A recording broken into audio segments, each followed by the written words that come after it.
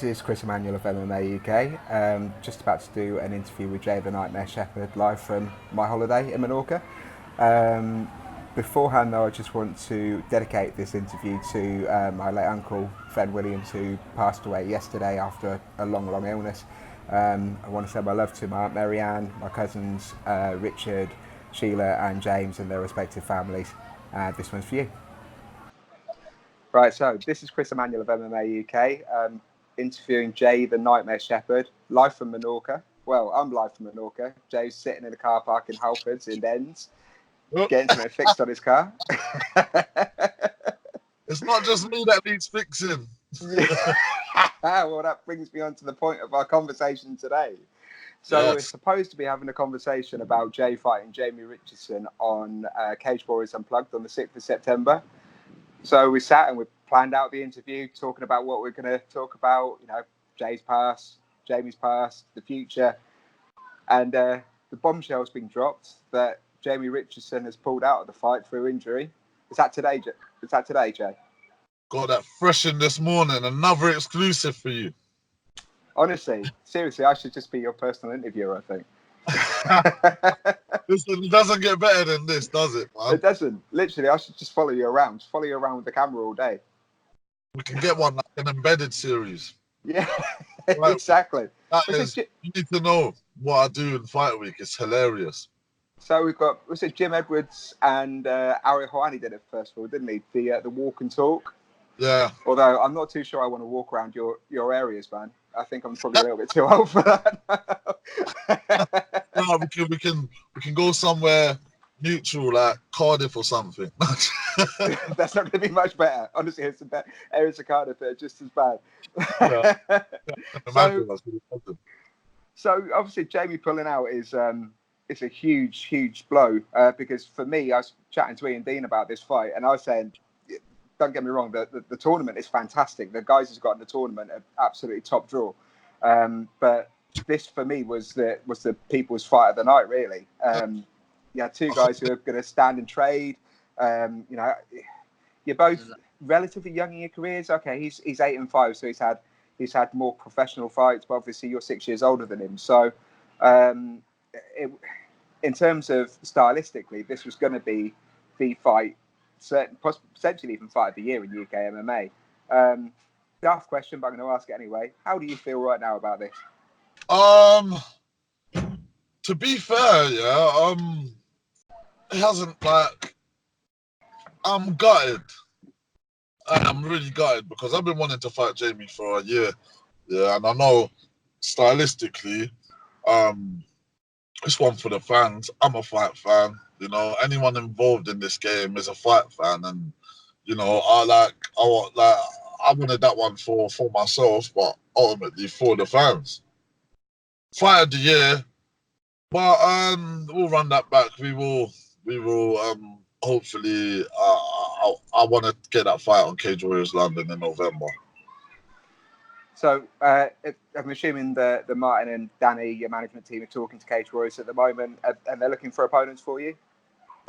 Yes, Cage Warriors is. I'm really happy about it, but yeah, I'm just it's a waiting game, and see what they come forward with if it's worth my while, and theirs obviously, and a good matchup for me. You know, like I'm still gonna be training, still got weight to get down and stuff, you know, and it hasn't hit me hard. It hasn't hit me as hard like you know what happened in my last fight, man. I was devastated.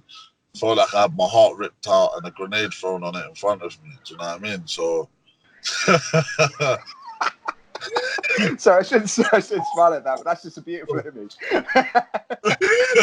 But you know, like it's the game, and I haven't been in the game long, but it feels like I've been around for ages, to be honest. And yeah, like I said to you earlier, forget the prospects. Yeah, it's feeding time for the Nightmare, and I want experience and really good opponents. I need to be stepping up the ladder instead of fighting guys that are trying to step up the ladder. I want guys that are midway on the ladder to the top, midway and upwards, man. Well, you're on a 2-fight win streak now, so okay, your record says 3-2, but realistically, you know, you've had to come into the fight game quite late due to all the reasons we spoke about in our last interview. So it's not as if you've had easy fights, and it's not as if you've had an easy run to actually get to where you are. But already so early in your career, you fought on BAMMA, you fought on Bellator, you're due to fight on Cage Warriors as well. Three of the premier organisations, well, two of the premier organisations in Europe, and one of the premier organisations on the planet. So, yeah. Realistically, where are you looking? Is there mid-level fighters? What type of people are you looking for? Are there any names that you want to call out whilst we're talking? Yeah, I'm not. I won't be cheeky with it because these are fighters that I like. They're at the level where I want to be fighting at. So you know, there's guys like Aaron Khalid, Craig White. Who else? Who else have we got? Even guys down at lightweight, which I'm looking to head down to for next year. Hakon Foss. You know, if he decides to come back down to welterweight. Well, Jamie's got a win against Hakon Foss early on in his career, hasn't he? Even Phil Wells, like these are guys that I rate as fighters. You know, like these are call outs, but these are very respectful. These are very respectful call outs, and I admire and respect their skill sets and heart as fighters. So, what have you been doing in your training then? Have you mixed anything up at all? Are you still working with the same guys? Are you expanding your team at all? Always the same guys, man. Always the same guys. Always Jeremy Petley, Danny Beaver, you know, Adam Martin is my head boxing coach. He's a pro boxing coach, you know, and yeah, listen, nothing changes. We're just getting more technically sound, more explosive. Like I feel honestly, and I'm not talking myself up here, but I am. Yeah. The speed, power. I don't think anyone's matching that. So, like, you know, I touch the whiskers, they go. You've seen it in previous fights. I clip them and like literally a clip and they're all over the place. And yeah, it's just about not being too aggressive. And you know, I'll trust my ability. I can finish anyone, put anyone in front of me. I get to one to three clean shots on them, and the fight's over. Simple as. Well, history proves that. You know, you're one of the people who's doing it in far bigger gloves at amateur level as well, which is why you got elevated so quickly, I believe, as well. Obviously, you're putting people away in 8 seconds, 10 seconds, something crazy like that. Your last Killer Cam fight, wasn't it? It was something ridiculously quick. 10 seconds. Yeah. Sorry, I overestimated you. That's 2 seconds too long, mate. Well, to be fair, yeah. It was about 8 seconds, and then the 8-second one was about 6 seconds.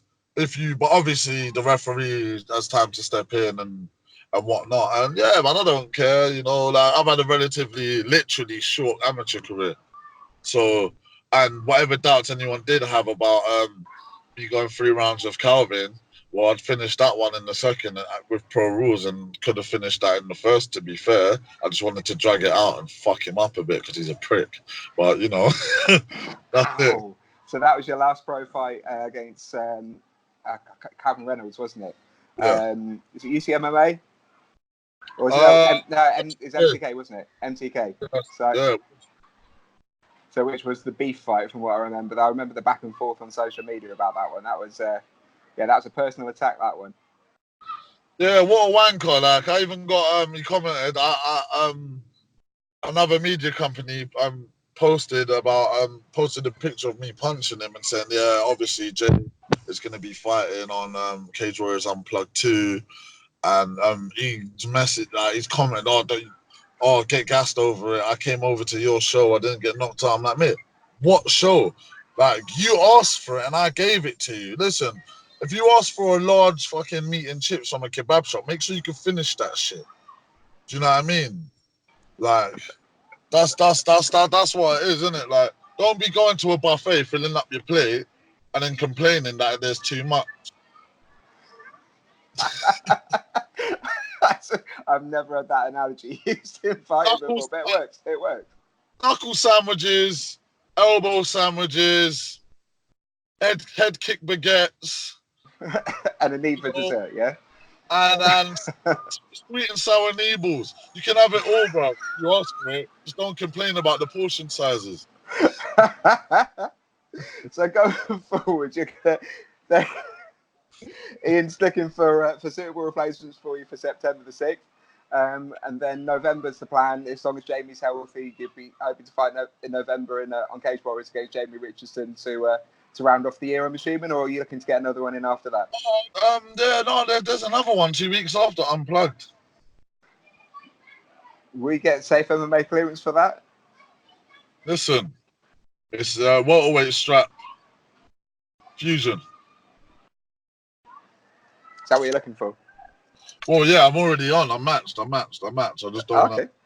Yeah, I'm matched for fusion on the 21st of September for the welterweight title as well. So, any other exclusives? I won't tell you the opponent because. How about like last time where you gave me the initials? Lauren Perrier. No, because that one didn't work out either, did it? So, go on. Just a little clue. Have I seen them fight before in person? Oh, you definitely most likely have. Very experienced opponent, extremely experienced opponent. So that's another good matchup. Like I said, like I'm here to fight the experienced fighters, the guys that know their way around the cage, the guys that don't crumble under pressure. You know, the guys, it's not their first rodeo. It's not their 10th rodeo. It's bigger than that. We're in the double figures game. That's what I want. You know, and that's what I'm gonna get. So what's the plan for next year then? So there'll be 3 fights this year. What's 2020 going to bring for the Nightmare? 2020 is a big year, and more straps, big contracts. Next year is a very gonna be a very big year for the Nightmare, and you know me, I'm an exciting person. Literally, I can excite myself at any given moment. That's an image I really don't want. Not in that way. Yeah. And sometimes on the weekend. No, I'm joking. But, you know, big things, man. Like I say, everyone keep your eyes peeled. I'm coming for chins. I'm collecting chins. So, as we can't talk about the upcoming fight, and you know, it's great to have this exclusive, obviously, but it's just a shame that it's not an exclusive about, okay, this fight's not on, but we already know who it is, who you're fighting against. Shall we talk about people you want to shout out to, sponsors, people you want to thank, teammates, and any up-and-coming teammates of yours you want to give a shout out to who've got up-and-coming fights as well? Oh, yeah. Obviously, it goes first, Alpha Talent Management. You know, Martin Island and Danny Bieber, have been, they've looked after me so well. And for people that are inquiring or been contacted about joining the team, like you guys, you're in good hands when you're with us. Like I said, look, I never got on these shows by myself. It was all work behind the scenes, and they care. So yeah, my coach, my boxing coach, Adam Martin, coach / teammate Alex Montagnani. You know, you got Rico Biggs that's fighting in main eventing in Cage Warriors Academy Southeast. Little Nasty, Harry Davis, Joe Salter, who I was training with yesterday, my Muay Thai coach Liam Nolan. Shout out to Steve Cook and Jonathan and John Haggerty from Team Underground, where I train as well. Yeah, big things coming from that gym as well, man. Shout out to Dominic Haley, my sponsorship management, you know, at Stare Down Fighting. You know, big things. Shout out to Vita Goods, Fist Prints, PJ Franklin Butchers, the Tea House Theatre, Black Sheep Dispensaries, my CBD sponsor, and Beast Gear. You know, like I'm coming. I'm coming for titles. I'm coming. Excellent, mate.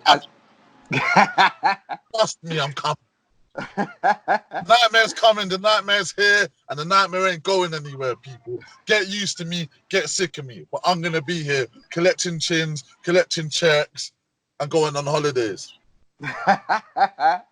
And the next time we can do an interview of us Oh, both sat sorry. poolside. Shout out to All Stars Training Center, Coach Andreas Michael, one of the best in the business, and I will be seeing him mid-September.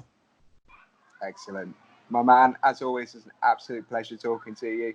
It's a real shame that unfortunately we didn't get to talk about the upcoming fight, but That will happen. You know, it will happen. It will it happen. will do. You're in good hands, you know. Ian Dean's one of the best matchmakers out there. He's got an encyclopedic knowledge of people in the MMA industry across Europe. So I'm certain they'll be looking for the right type of fight for you as well. Yeah, definitely. So, right, my man, thanks very much, brother. and we'll speak to you soon. Us.